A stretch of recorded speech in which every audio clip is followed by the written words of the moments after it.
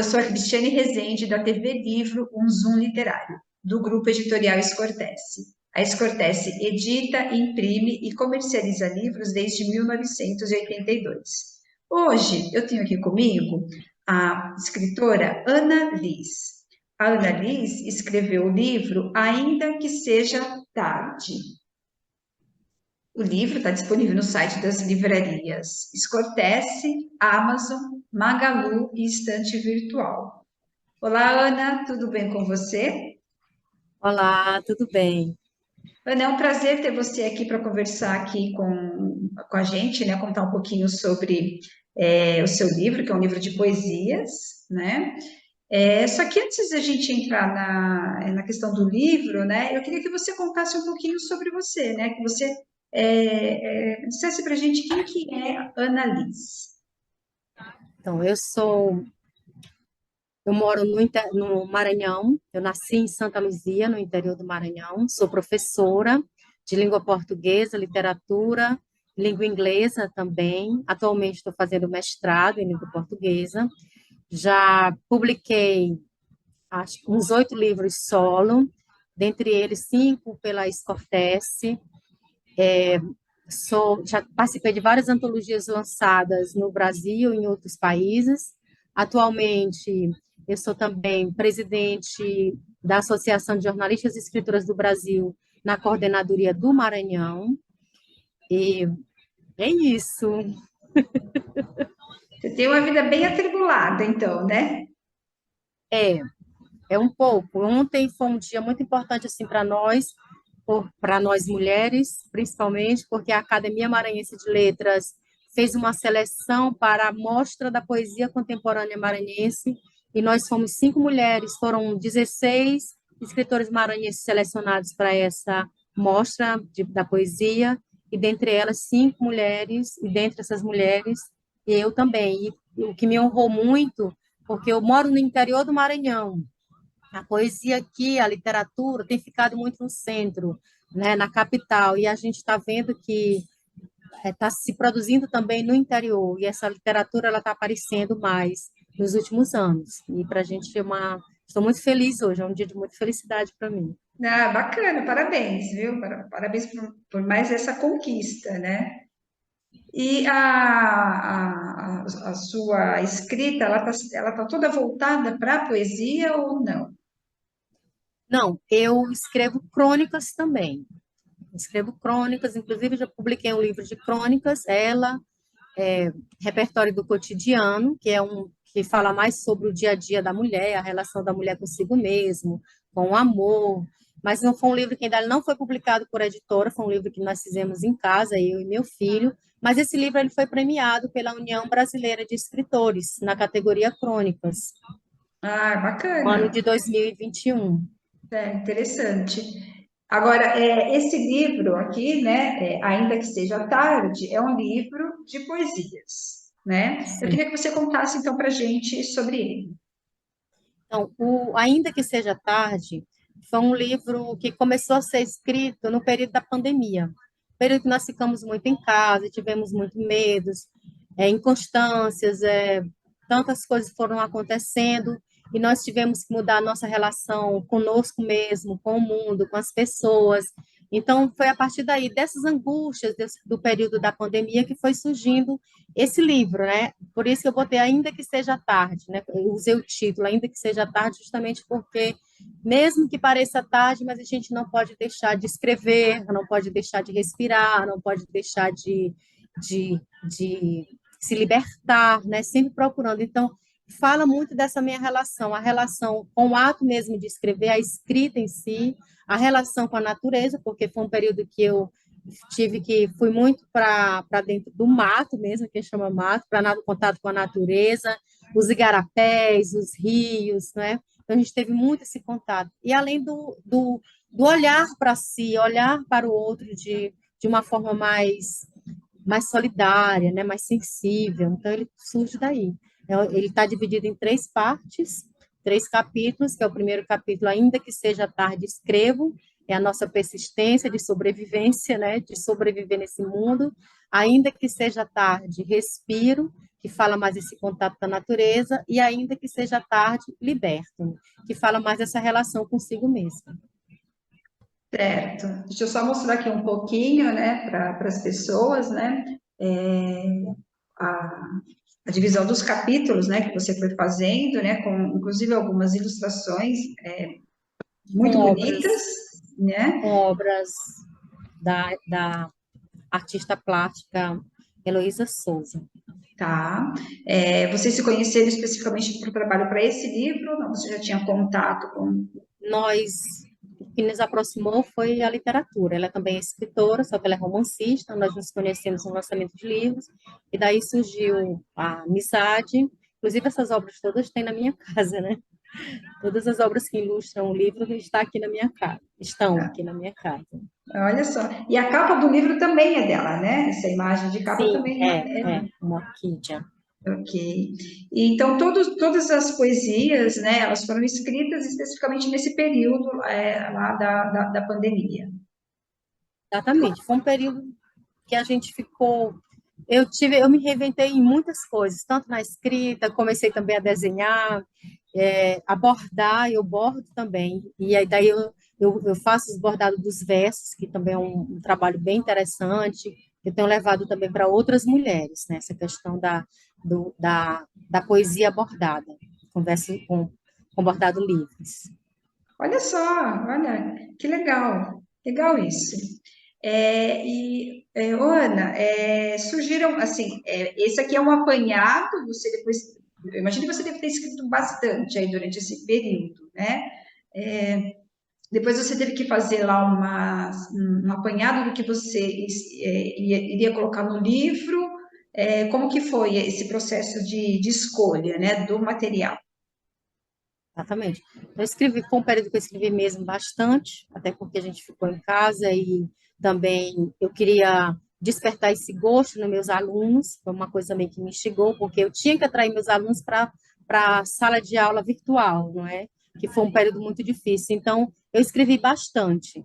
E depois eu fui olhando os poemas, selecionando, vendo como se que se agregava com relação aos temas, e organizei o livro, que achei que os tempos eles precisam ser marcados, né? Daqui a um tempo as pessoas vão pensar o que os poetas, o que os escritores escreveram no período da pandemia. Então, a gente precisa escrever o nosso tempo, né? E deixar isso como um legado para a posteridade.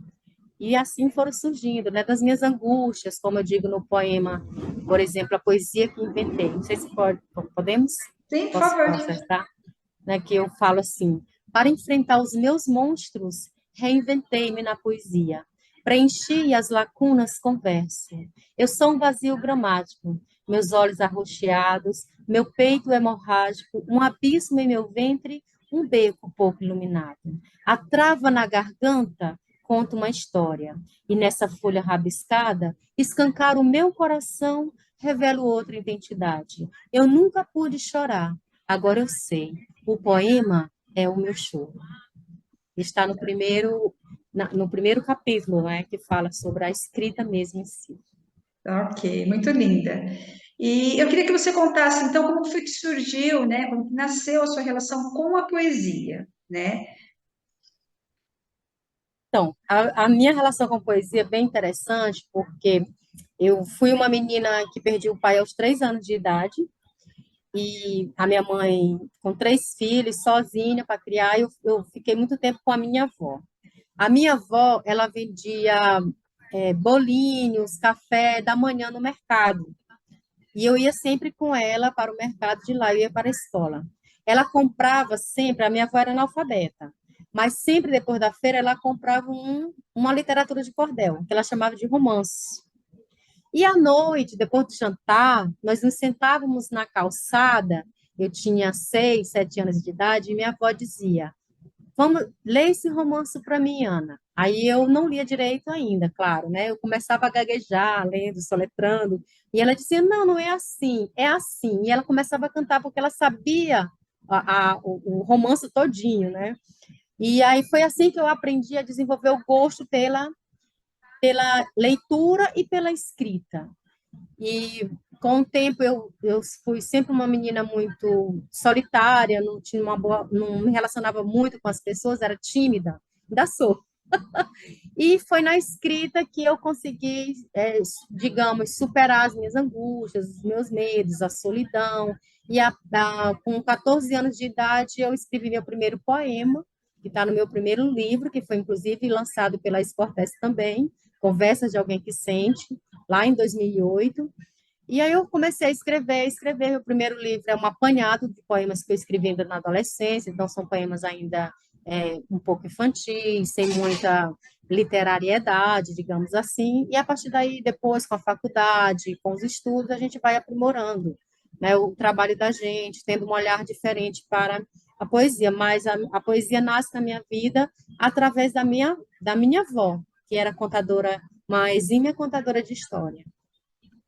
Muita história bacana essa, né, que você contou aqui pra gente. E aí eu fiquei pensando, né, você falou, né, um pouquinho antes, da sua relação agora com a questão do bordado, de você bordar poesias, né? Onde exatamente que você faz esses bordados? Manual. Camiseta, almofada, como que é? São paninhos, paninhos bordados. Ah, tá ok. Um para Tá. mostrar.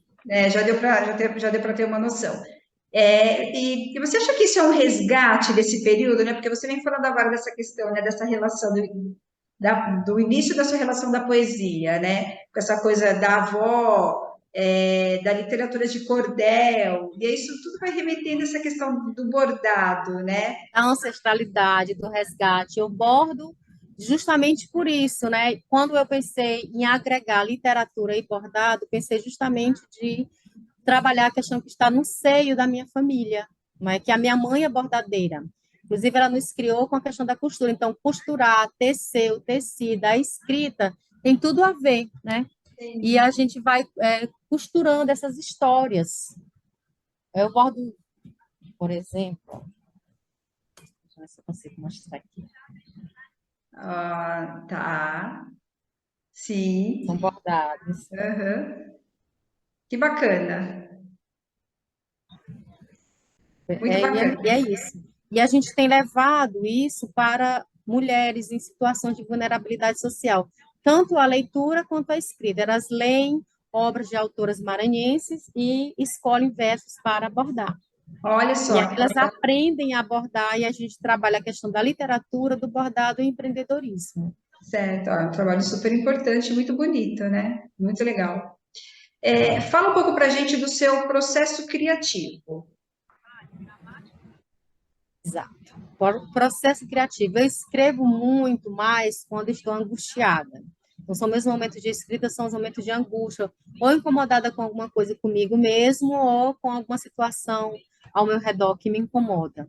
Então, como eu tenho dificuldade de falar, eu escrevo, né? Então, o meu processo criativo é muito assim.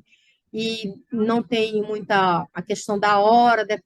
Eu já disse, teve uma vez que eu contando para minhas colegas, teve uma vez que eu queria escrever e eu não tinha nem um papel, nem um celular, não era ainda desses agora que a gente pode escrever nele, nem um celular, nem um papel e nada, e eu fiquei desesperada sem saber onde escrevia. E eu comecei a escrever na parede para não perder, né? Para não perder o que vinha surgindo naquele momento, nem que depois a gente trabalhe, vai burilando o verso, o poema, mas aquela ideia tinha que acontecer naquele momento. Então, meu processo criativo acontece muito nesses momentos. Hoje em dia, depois de muitos estudos, oficinas e trabalho, a gente já tem uma relação, não só, claro, mas uma relação mais, um pouco, um pouco técnica, no sentido de ter um olhar mais apurado para a poesia, sem deixar o texto muito bruto, não é? Mas o poema surge, ele vem, eu acho assim que quem escreve, principalmente quem escreve poesia, é tomado por isso, a gente é tomada pela poesia. A poesia vem, tu precisa colocar isso em algum lugar, no papel, no computador, em algum canto, precisa colocar. Às vezes a gente tá varrendo a casa, sei lá, e vê aquela necessidade de escrever, e depois tu vai trabalhar, né? Vai trabalhar burilar esse poema, mas assim, A gente vive tomado pela poesia, pela necessidade de escrever. É uma cena, eu digo, coisas que não chamam a atenção da maioria das pessoas, atrai e prende a atenção do poeta.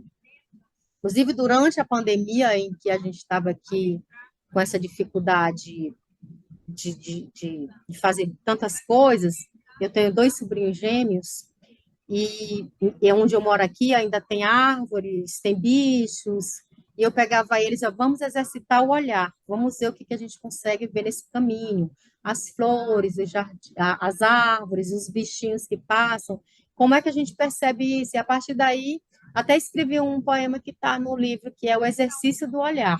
Né? Escrevi para eles, eles apresentaram na escola, e no grupo do WhatsApp da escola, e todo mundo ficou encantado, eles lendo. Então, a gente precisa ter essa relação, né, com a vida, né, esse olhar mais apurado. O poeta, ele é um colecionador, é um pescador, né, é um pescador. Inclusive, eu falo isso no livro, né, é um pescador e alguém que tem os pés sedentos, alguém que tem muita sede. Olha só, muito lindo, né? E você vai falando, vai dando assim essa sensação de aconchego, né? Porque falou da questão da literatura de cordel, dessa relação com a avó, trouxe essa questão do bordado e essa relação com os sobrinhos, esse exercício de estar observando, né, as coisas da vida. Isso vai dando uma sensação gostosa, né? Gostosa de ouvir, né? E gostosa de imaginar vocês vivenciando tudo isso, né? Juntos. Muito bacana. Quais são os seus projetos para o futuro? Tem alguma coisa já em andamento? Alguma coisa que você vem planejando no ramo da própria literatura? A própria literatura. Eu continuo escrevendo, eu não me preocupo só com a minha produção em si, mas com a produção das mulheres maranhenses. Inclusive, a gente já fez algumas reuniões de poesias, então, o meu trabalho mais voltado para a questão da produção da mulher maranhense. Então, a gente tem esse projeto do bordado, que se chama Poesia Ponto a Ponto, e também temos a questão da divulgação do trabalho da mulher maranhense, e eu estou escrevendo, vamos ver o que vai dar, né? Escrevendo, e daqui a pouco, quem sabe, a gente tem aí uma outra coletânea de poemas. Tá certo, legal. Foi muito bom saber, né, de todo esse seu envolvimento, né, com a questão da literatura, da arte, né? E eu queria que você deixasse aqui para a gente, né, que nós estamos já indo para o finalzinho do nosso bate-papo, as suas considerações finais.